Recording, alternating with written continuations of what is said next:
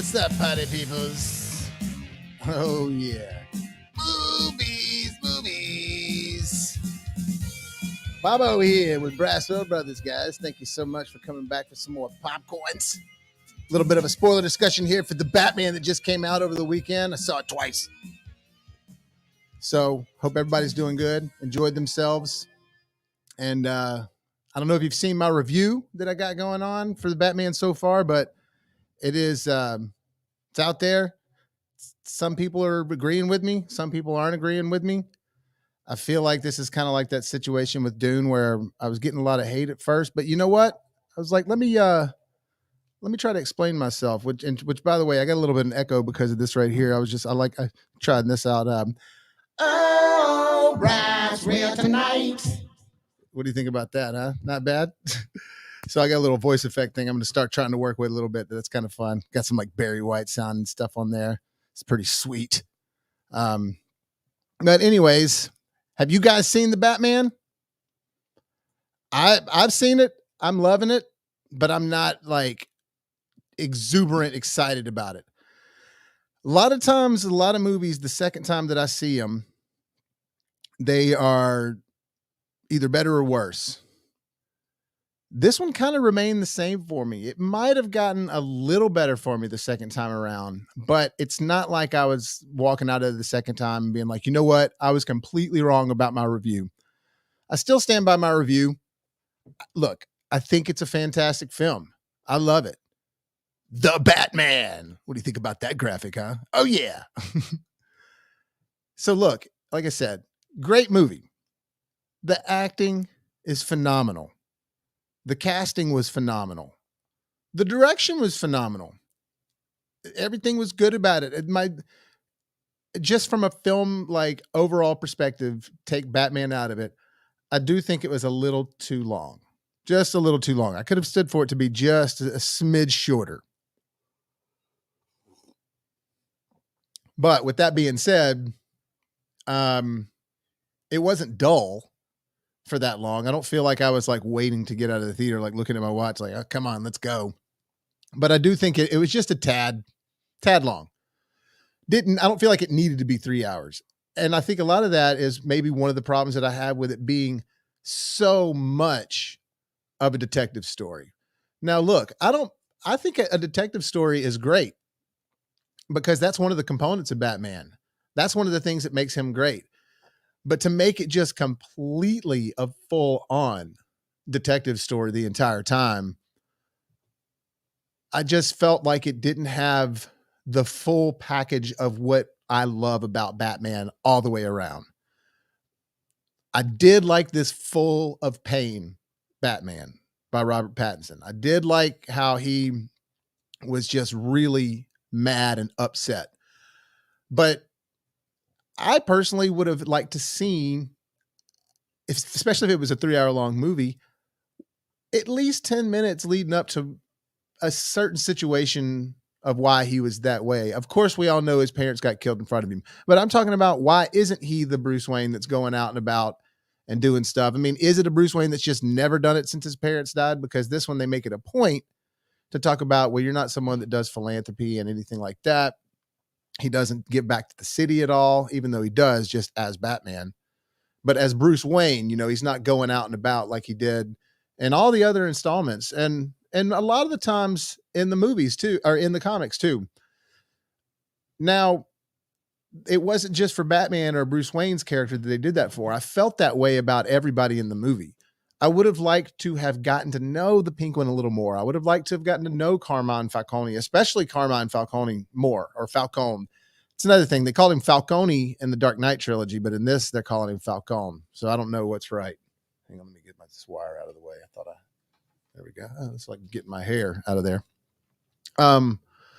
So I don't know. The character development to me could have been just spend a little bit of time for me to like feel like I kind of know what's going down with these people, but instead it just shoved you right into a Batman story, which is cool. We all know the origin of Bruce and Batman and why he is Batman and all that stuff. I mean, I am glad they didn't go through all that again, for sure. Definitely glad about that. But I would have liked to have seen why him and Commissioner Gordon were so tight with each other. You know, why they were all like chummy. I don't think this is going to work with me keeping this behind me. Thought it was, but it ain't. I don't, I want to see why they actually are, what happened maybe to make him be like, all right, I'm going to let you actually start walking on the crime scenes. Cause he's walking on the crime scenes in this movie with cops and everything. And going back to the detective noir thing, while I do love that it's a detective noir, there's a side to that of this film. Still need a little bit more, there wasn't enough of this type of stuff. And I know that's a cartoon character. I mean, excuse me, a comic book illustration, but there wasn't enough of that feeling in the movie to me. Like I needed a little bit more pumped up Batman moments. Now, so I'm bringing this up right here. This is a really great run of the Year 52 installment of Batman in the comic books. Now, to the casual people that aren't comic book readers, the Year 52 stuff was something that they did in the comic books, and a lot of it happened because of the Flashpoint story arc, which is what we're kind of getting in the new Flash movie. We're getting a rendition of that Flash book or Flashpoint story arc. But because of the events of Flashpoint, they call it the New 52. Like, so there's this, basically the DC universe kind of started over. So it basically allowed for you to get an origin story told again for Batman, an origin story told again for Superman, for every single character in the DC universe. They manipulated just a tad. They didn't really change anything at its core for the most part, but they did kind of manipulate some things here and there. They did the same thing in Marvel Comics a long time ago, right around the same time. Marvel did a little bit before, but it was Ultimate Comics. Or Ultimate, first it was like Ultimate Spider-Man and Ultimate X-Men and stuff. And then it was like Ultimate Comics, like Ultimate. But like they even had a rendition of the Avengers in the Ultimate series stuff, and they were called the Ultimates. You know what I'm saying? So like, and they just basically retold the story of Spider-Man, Avengers. I mean, everybody you can think of in the Marvel universe, they kind of retold their story to a modern audience. And it was all a marketing ploy to get people that were younger readers back into Batman or back into all these comic book characters, to breathe new life into these characters for a newer audience so they wouldn't sort of just die away. Because let's face it, how many ongoing storylines can you keep writing for Batman in the comics over the years? When it gets to number, 900 something, issue number 900, it's like he can't just keep going on. So for them to like sort of reboot it in a way to where everything starts over, kind of, I'm fine with that. And what they're doing in this movie is pulling from a lot of the stuff that storyline was, is what Zack Snyder and Greg Capullo did. And a lot of it is Year Zero. And a lot of it has to do with the Riddler. And they really, really, and I love this storyline, by the way. I think this storyline is fantastic, but they really, really pulled a lot from this storyline, from tone to the way Batman slightly operates, all the way to specific things that like happens with the Riddler and what he does. Now, remember, this is a spoiler discussion. So I'm about to talk about things that happen in the movie straight up.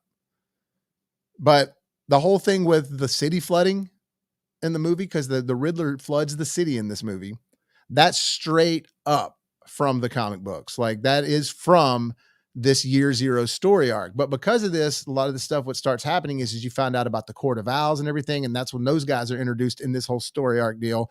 So I have faith that these sequels coming out after this, because there will be sequels, are going to at some point implement the Court of Owls somehow. And they definitely are going to implement some other characters. And I'll get to that in a second. I don't want to get ahead of myself, and if they implement the Court of Owls, I do think that Matt Reeves has a little bit better of a hold and a grip and would be a good candidate to tell that story, because it's very deep, it's rich, it's dark.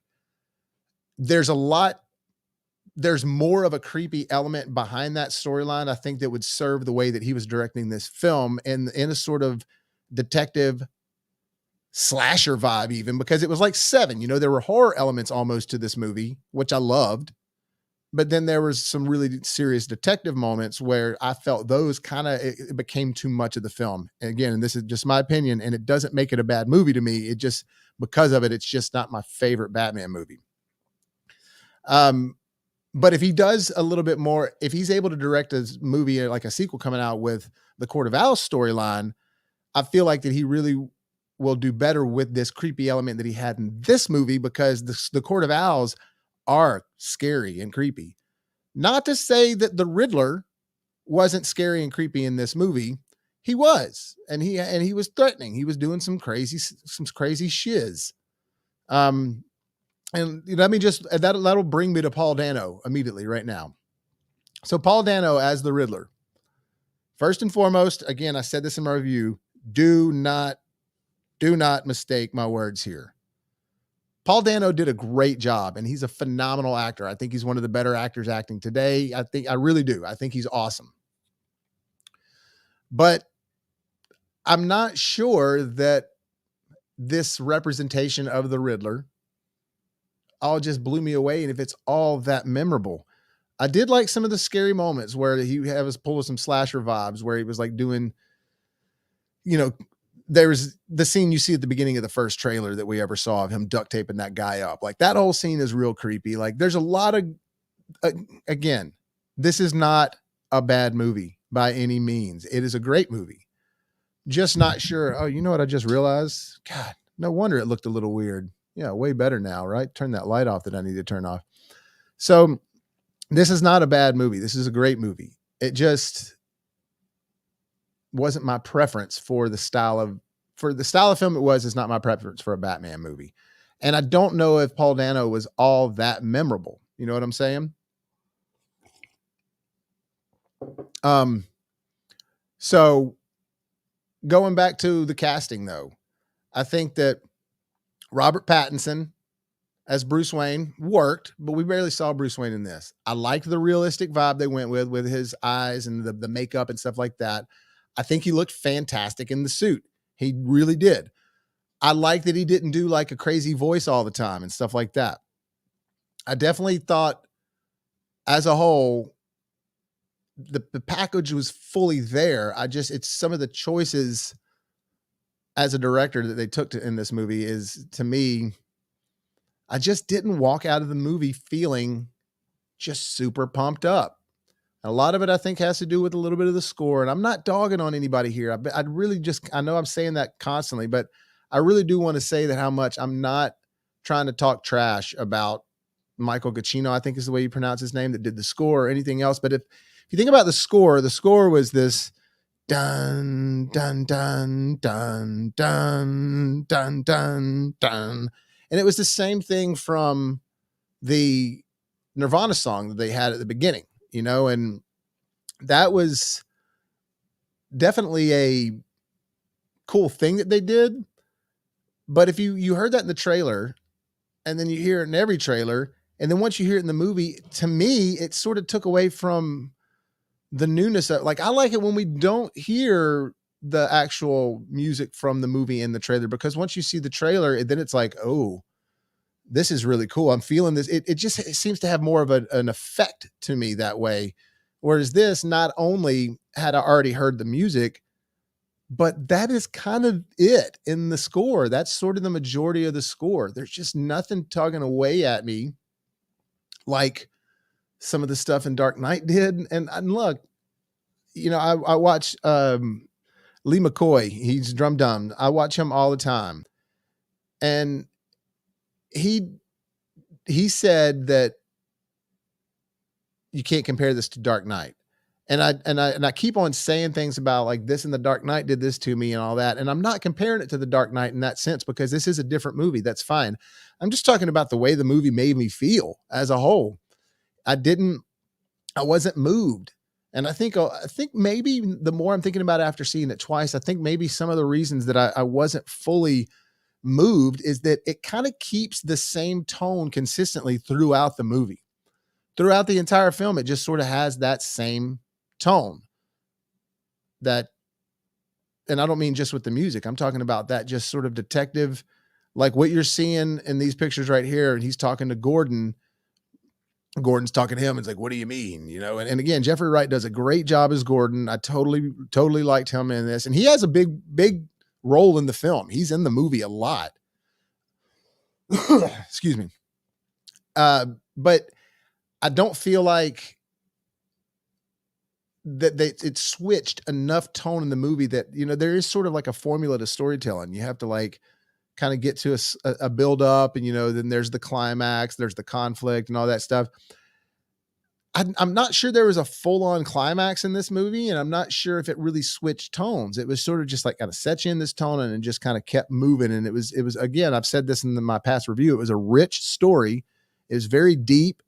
All that was there, but it just wasn't, I don't know. It didn't have any of those ups and downs to where it lets you relax a little bit and then all of a sudden catches you off guard. And then it's just this bombastic third act. It was just, again, very cool, very good, like Seven. It was just a movie that was filled with details that you wanted to pay attention to try to figure out what was going on, why this guy, the Riddler, was doing all this stuff, and why he was leaving these clues specific to Batman, by the way. He's leaving clues that are like very specific to Batman. And what unfolds is cool.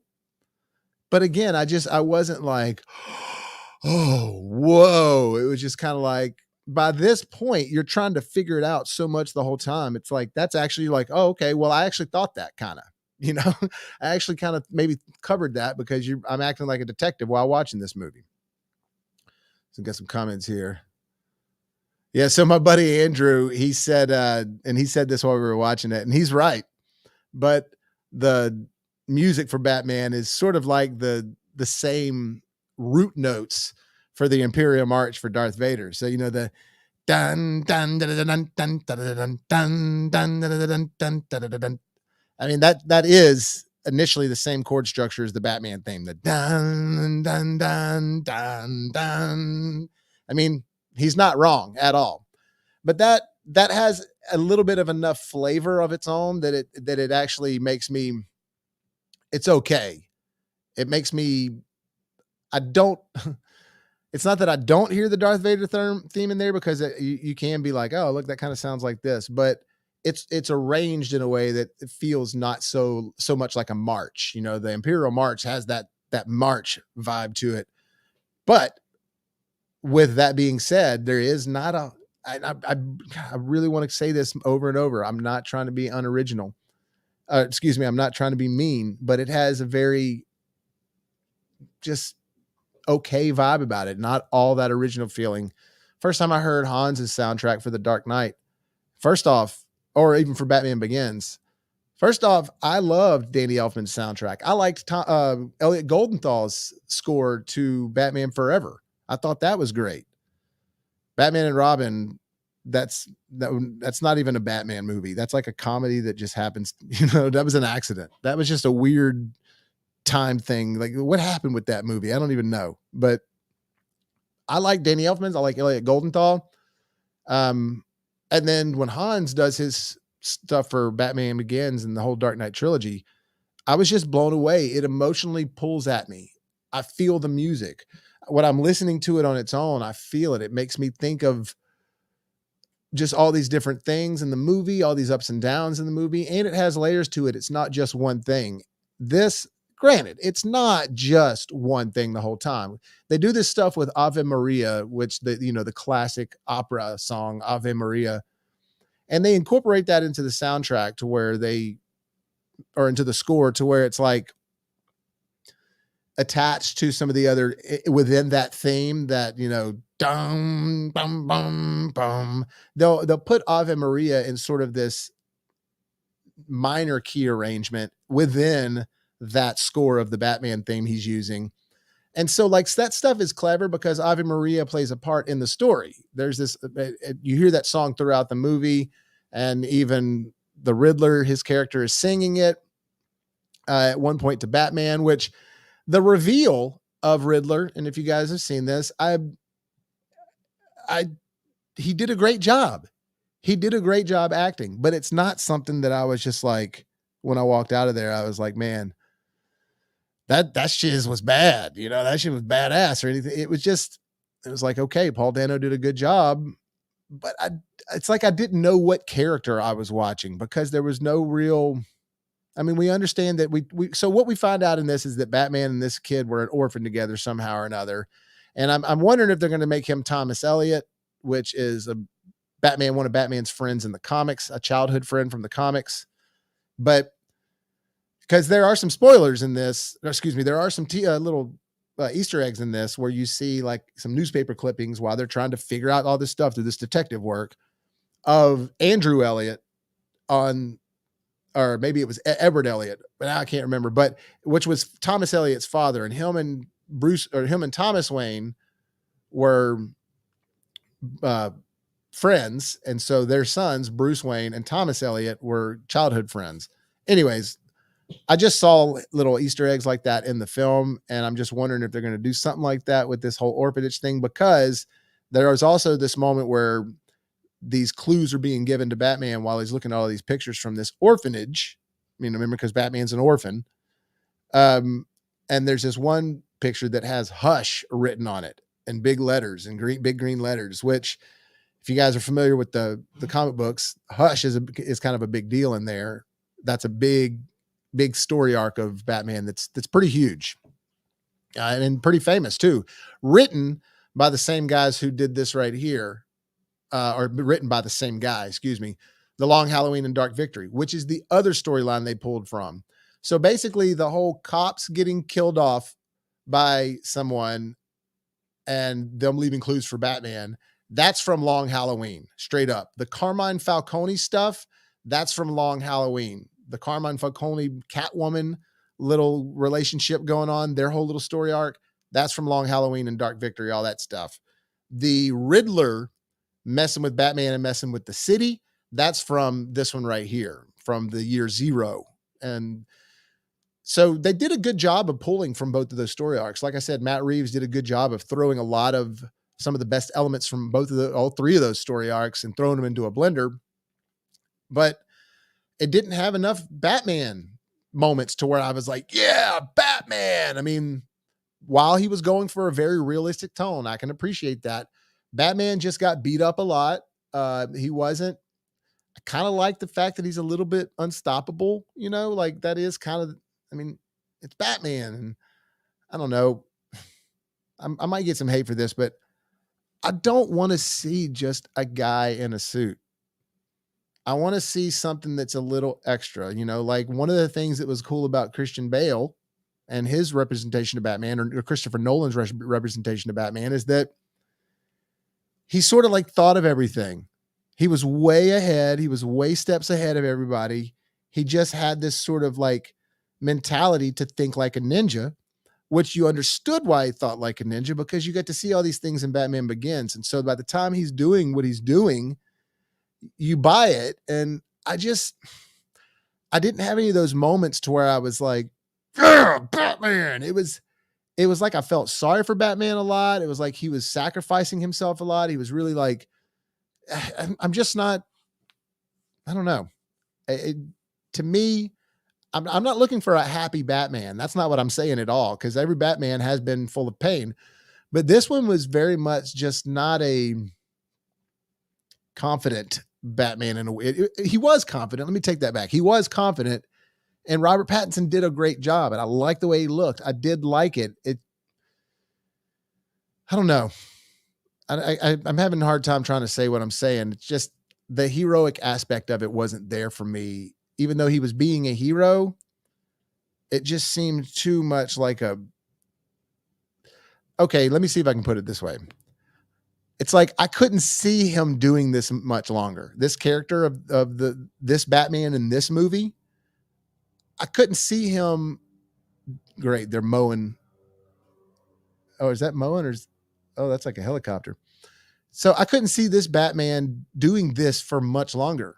Like even after this one in this movie, I'm just kind of like, man, that was your one time Batman, and I understand in the Christopher Nolan films, it's sort of like Batman has his big thing that he does in Batman Begins, and then he stops the Joker in Dark Knight, and then he has his big thing with Bane, and then that's sort of like, that's Batman's run. That's it for Batman's run in that story arc and in that world. But in this one, it's like after this first one, after this movie, The Batman, I'm just like, man, I'm not sure how you can handle much more in life, dude. You just, it's just that real. They take that much of a real approach to it. Um, I don't know. I kind of like the idea of, even though this Batman does take on a bunch of thugs and he does fight a bunch of people, kind of like the idea of him not skating out clean, but just sort of like, I got this. And he does fight a lot of people in this, and he does do a lot of cool stuff, but it's just like I feel like that this is just so real the whole time that it doesn't really feel like a superhero movie. And I know a lot of people like that. I know a lot of people are saying, but it was so cool because it felt like this real story where a real guy could exist in this. And I don't know, I kind of felt like I bought the way Christian Bale's Batman existed and the way they explained all that in the Nolan trilogy. I feel like it makes a little more sense. I buy it more, why he's able to do these things, how he can do all these things.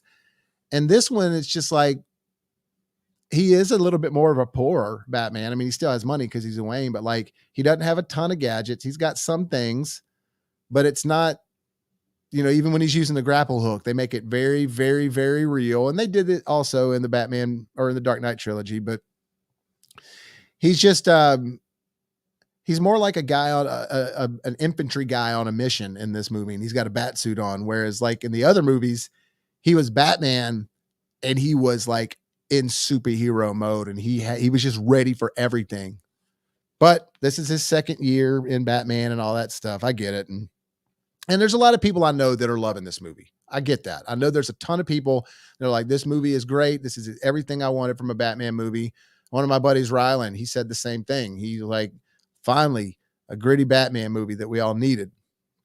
And I do like elements of it. And what I wanted was what we got, but with a little bit more oomph of that superhero element to it. That's all I wanted. I just need a little more of that and a less of the detective stuff, because I know we haven't gotten detective stuff in the past movies. I know that's one thing that they've sort of left out in the past movies. Zack Snyder kind of did it a little bit with his stuff, him and Alfred trying to figure out some things together. And of course, they sort of made a funny deal of it in Batman Forever, where him and Alfred are putting together Edward Nygma stuff.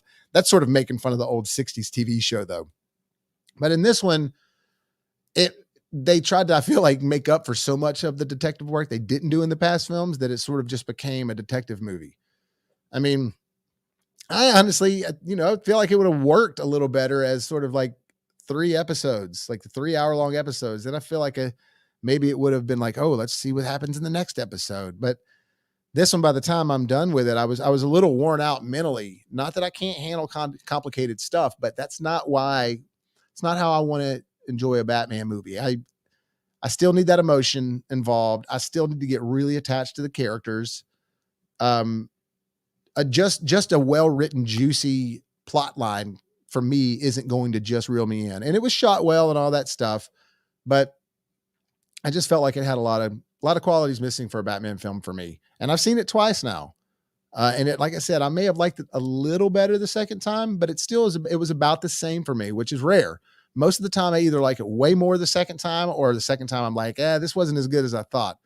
But this time, which shows me that it is a good movie. Like this, which shows me this movie is what it is. I mean, they've worked on this for a long time.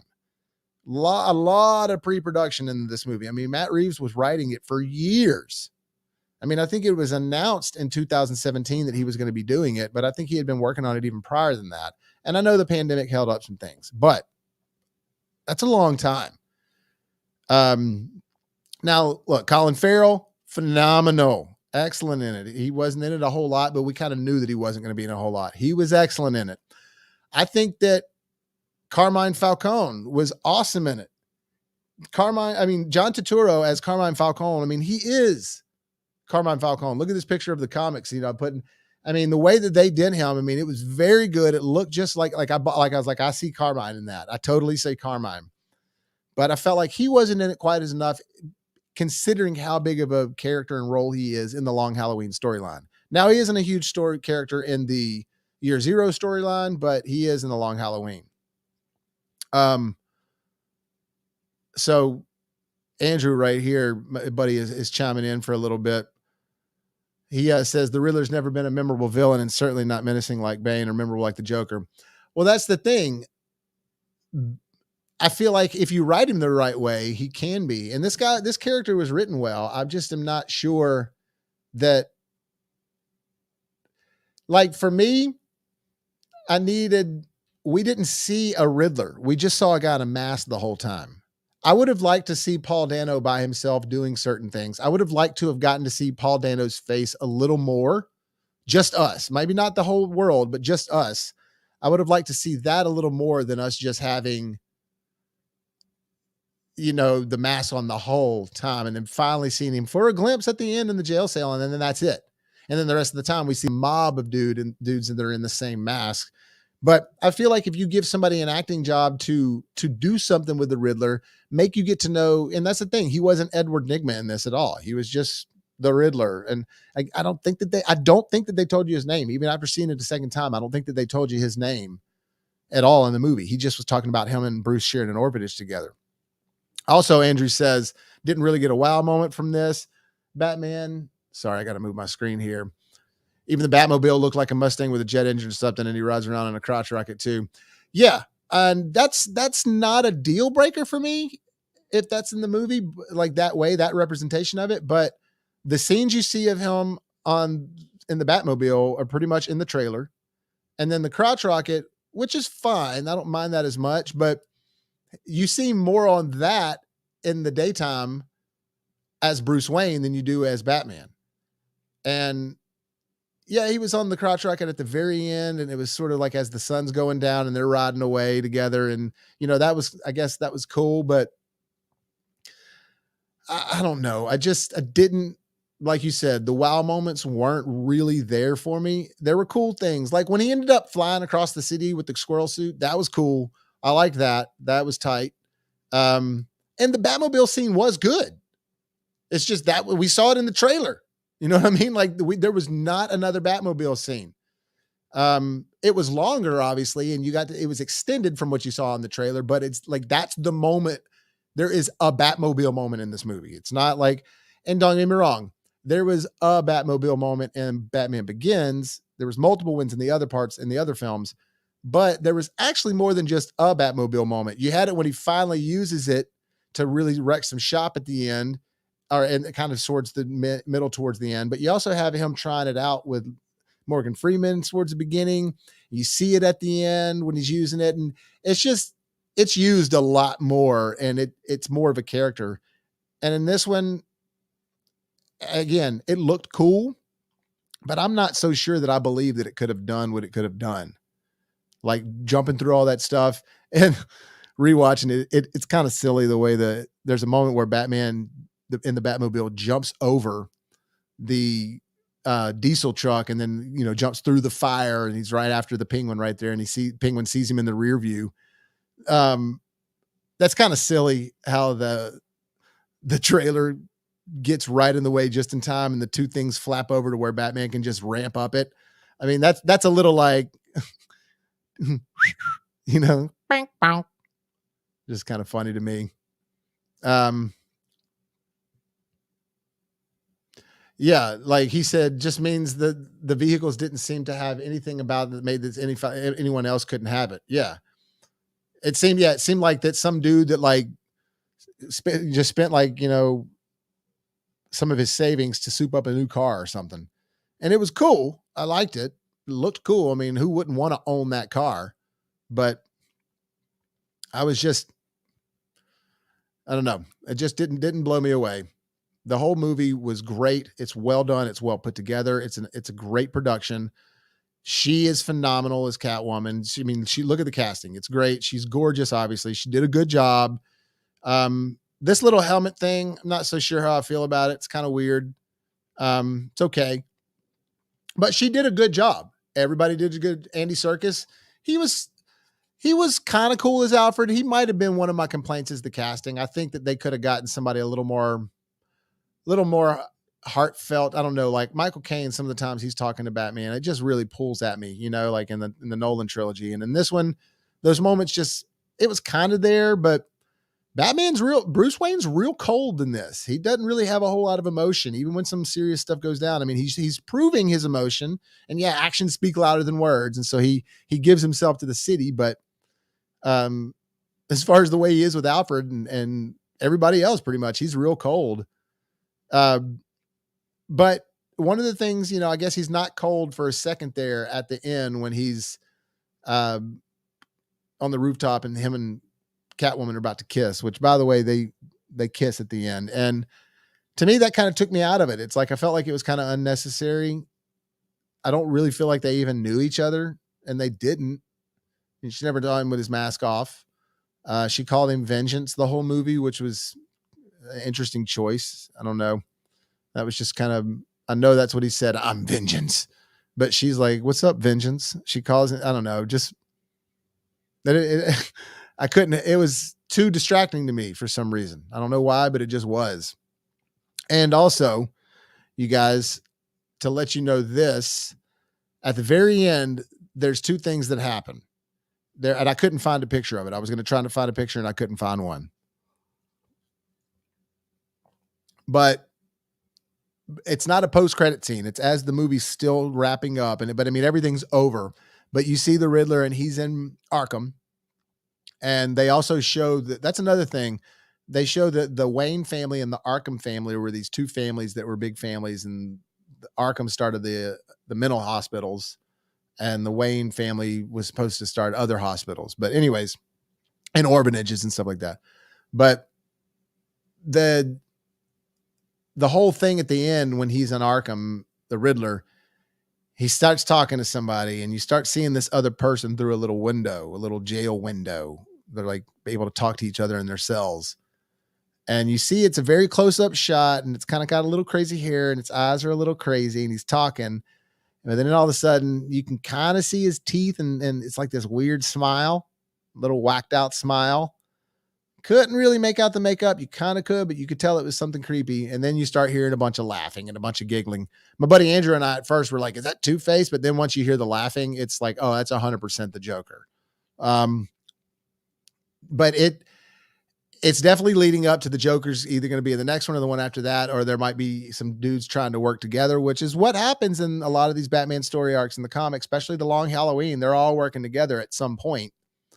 So, if we get another Joker, that's going to be, I'm very curious to see what Joker they have. I mean, who have they got in mind? Is that person that's portraying the Joker at the very end of this? Is that person going to be the Joker?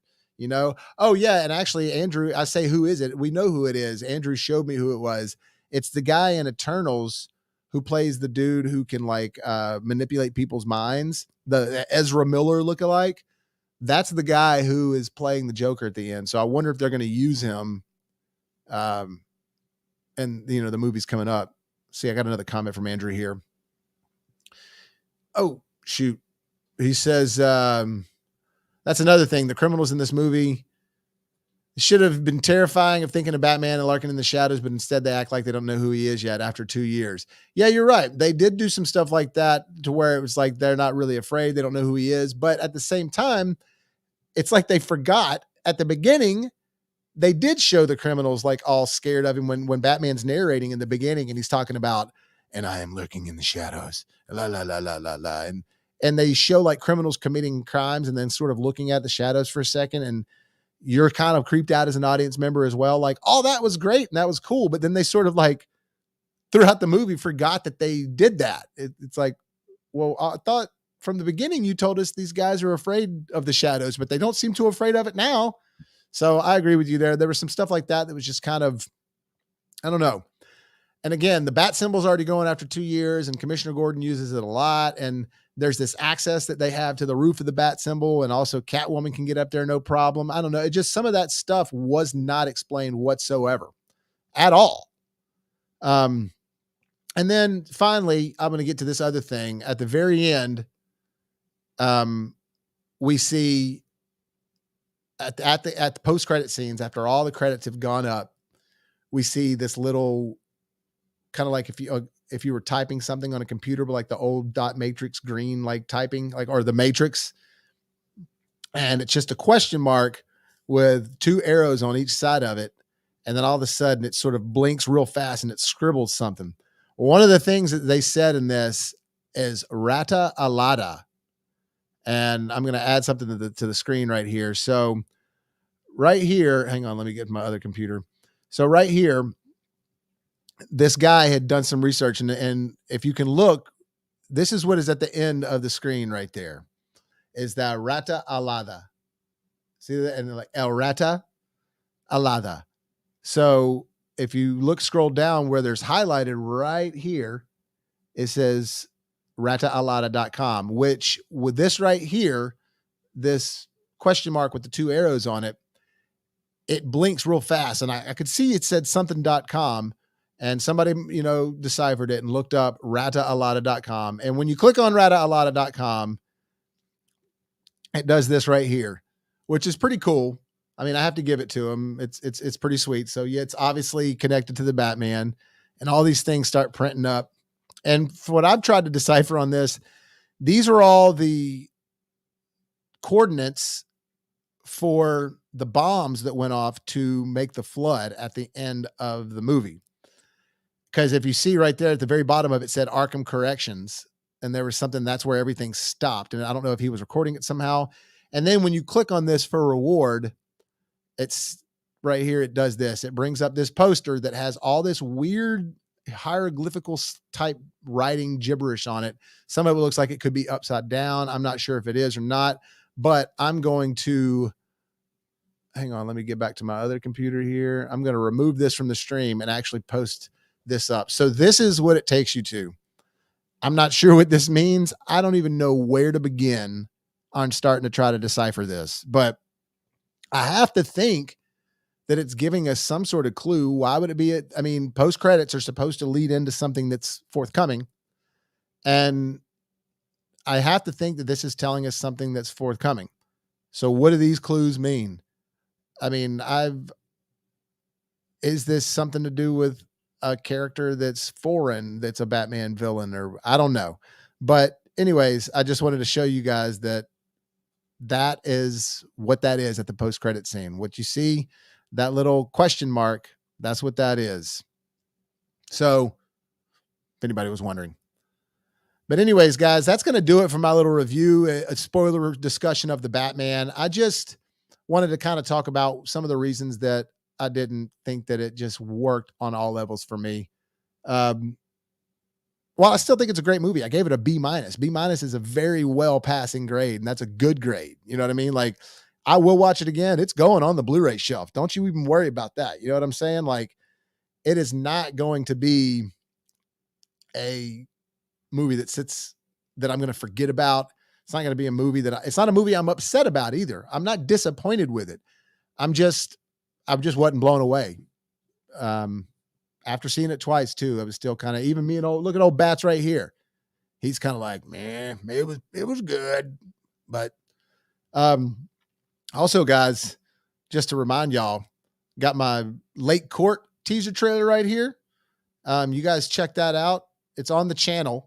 So if you guys want to check it out, it's definitely on there. I thought I had it pulled up on here, but I don't. So that's all right. Well, we got it coming. I'll get it some other way. I swear I thought I had it on here. Oh yeah, here we go. So yeah, check out, here's the Late Court teaser trailer real quick.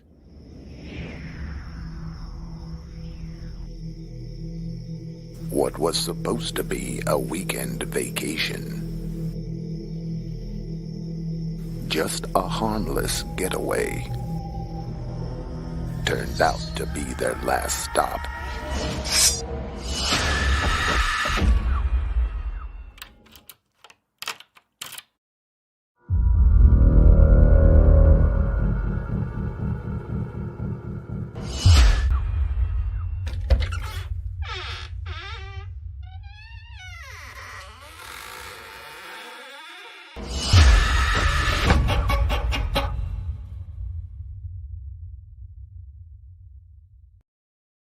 All right, guys. Well, I hope y'all enjoyed that. Look for Late Court. That's a short film my buddy Andrew and I, the guy who's been chiming in here, we've been working on. We've actually been working really hard on it, and he's writing it and I'm directing it, and we're both producing it. and we're going to be shooting at the beginning of April, but we already got it cast. We've just got a lot of things lined up for it. We're really excited. So keep your eye out for that. And we've got a GoFundMe up as well. If you guys want to check that out on my Facebook page, BrassReel Bobby, you can look at the GoFundMe there, and I'll try to post it up on my next stream here as well. But yeah, anybody want to donate to that to help us get us a little closer to our goal to getting that thing fully launched and started, we'd really appreciate it. But anyways, guys, thank y'all so much for joining me today. I appreciate you. And we're definitely gonna be doing I'm gonna be doing some more reviews here coming up soon. I got my Scream 3 coming up. I'm also working on Fresh. I don't know if you guys seen that movie Fresh, but man, that movie looked awesome, and I ended up watching it, and it was amazing. So with that being said, guys, hey, love y'all to death, and y'all have a great one. Peace.